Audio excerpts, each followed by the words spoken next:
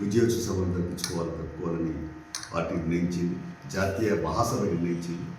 శత జయంత్యుత్సవాలను ఘనంగా నిర్వహించాలని వాడవాడన పల్లె పల్లెన పట్టణాలలో కూడా చేయాలని నిర్ణయించడం జరిగింది. ఆ వెలుతురులో మన జాతీయ స్థాయి శత జయంత్యుత్సవ ముగింపును ఖమ్మంలో జరపాలని అనుకున్నప్పటికీ అనివార్యంగా డిసెంబర్ 26న స్థానిక సంస్థ ఎన్నికలు రావడంతో వాయిదా పడి జనవరి 18కి అవి వాయిదా పడ్డాయి. బట్ జనవరి 18 నాడు ఖమ్మంలో జరిగేటువంటి సృజనోత్సవాల సభలు ప్రతి ఒక్కరు సభ్యులు, సానుభూతి పనులు, శ్రేయోభిలాషులు అందరూ కూడా పాల్గొని సభను జయప్రదం చేయాలని విజ్ఞప్తి చేస్తూ ఉన్నారు. దీనికి అనేక మంది దేశవ్యాప్తంగా ఉన్నటువంటి పోరాట యోధులు, త్యాగమూర్తులు అందరూ కూడా ఈ సభకు వస్తారు. సాంస్కృతిక కార్యక్రమాలు, జనసేవాదళకు సంబంధించినటువంటి మరి అవన్నీ కూడా ఉంటాయి. జనసేవాదళలు కవాతు దొరికేటువంటి కార్యక్రమం ఉంది కాబట్టి లక్షల సంఖ్యలో ఆ సభను విజయవంతం చేయాలని కోరుతాం. మరి రాజ్యాంగంలో పేర్కొన్నటువంటి అందరికీ కూడుగుడ్డ, నీడ, విద్య, వైద్య సౌకర్యం కల్పించడానికి తక్షణ చర్యలు చేపట్టాలని డిమాండ్ చేస్తున్నాం. అందులో మావోయిస్టులు వాళ్ళు ఆపరేషన్ గంగాధర్ పేరుతో ఇప్పటికే వందలాది మంది కొట్టబెట్టుకున్నారు. ఇప్పుడు ఇక సరెండర్ పేరుతో అనేక ఒత్తిళ్లు పెంచి వాళ్ళని నిర్బంధాలను కొనసాగించి మోడర్న్ టెక్నాలజీ ద్వారా సరెండర్ చేసే కుట్రలు చేస్తున్నటువంటి పరిస్థితులు. సరే, ఏదైనా నిన్న గాది ఈయన అరెస్ట్ చేయడం, ఆయన ఒక ఆర్ఫన్ స్కూల్స్ నడుపుతా ఉన్నాడు. నేను కూడా స్వయంగా వెళ్ళి చూశాను. సోషల్ యాక్టివిటీస్ బాగా చేస్తాడు ఆయన. బడుగు బలహీన వర్గాలకు సంబంధించిన ఆశాజ్యోతి ఆయన కూడా చెప్పాలంటే ఆయనను కూడా మరి ఎన్ఐఏ వాళ్ళు అరెస్ట్ చేసి కేసు పెట్టడం అనేది ఇది దుర్మార్గ చర్యగా భావిస్తున్నాను. అంటే ప్రశ్నించే గొంతుకలు నొక్కేస్తే సరే, హావభావాలు నిజంగానే ఈ దేశంలో సంపద ఉన్నది, సంపద అందరూ చెందాలని కోరుతున్నది. మార్క్సిజం సిద్ధాంతం నిర్ణయం సిద్ధాంతం ఏం చెప్తుంది? మరి సిద్ధాంతం ఉండద్దా? దాన్ని ఫలించే వాళ్ళు మాట్లాడే ఉండద్దా? ప్రశ్నించే గొంతుకలు ఉండద్దా అనేది నేను మరి ప్రభుత్వాన్ని ప్రశ్నిస్తున్నాను. కాదీకి సంబంధించిన విషయాలు కూడా ఆయనకు తక్షణమే ఆయన విడుదల చేయాలని చెప్పేసి కోరుతున్నాం. తర్వాత ఈ ప్రభుత్వం కూడా, రాష్ట్ర ప్రభుత్వం కూడా దీనిపైన కూడా సానుకూలంగా స్పందించాలి. కాదనే అరెస్ట్ను కేంద్రంపై ఒత్తిడి ఉపసంహరించడం చేయాలని చెప్పి డిమాండ్ చేస్తాం. కేంద్ర ప్రభుత్వం నరేంద్ర మోడీ ప్రధానమంత్రి అయ్యి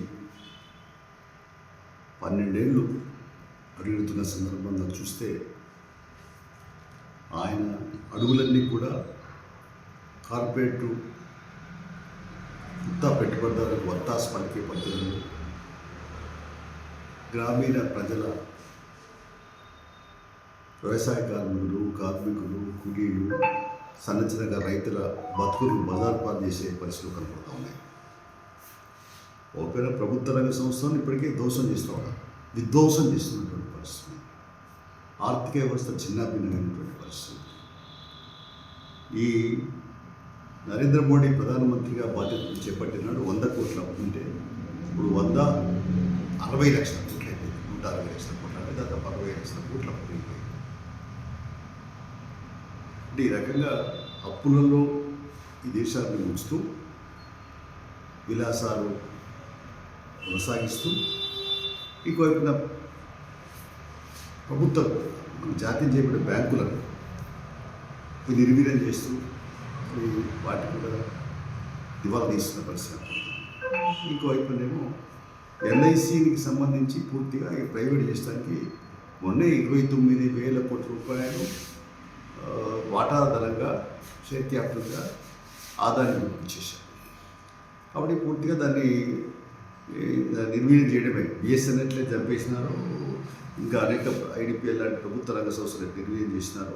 కూడా చేసే కుటుంబాలు అన్నిటికంటే ప్రధానంగా ఒక కూలీలకి,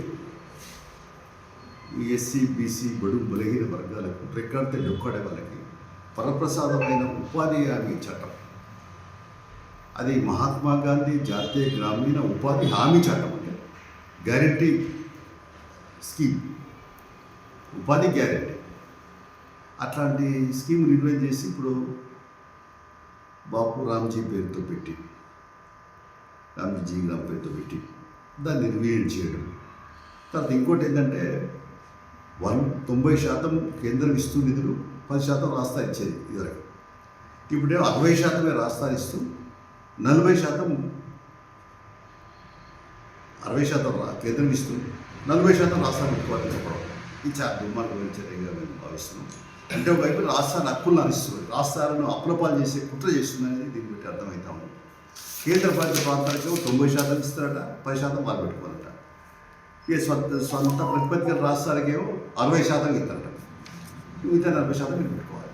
అంటే పనులు జరగద్దు, లేబర్ పస్తులు ఉండాలి, లేకుంటే వాళ్ళ దయదాక్షిణం ఉండాలనేటువంటిది కుట్ర చేస్తున్నటువంటి పరిస్థితి అని చెప్పి నేను అభిప్రాయపడతాను. అందుకనే ఈ తక్షణమే ఈ మన మహాత్మా గాంధీ జాతీయ గ్రామీణ ఉపాధి హామీ చట్టాన్ని కొనసాగించడానికి చర్యలు చేపట్టాలా.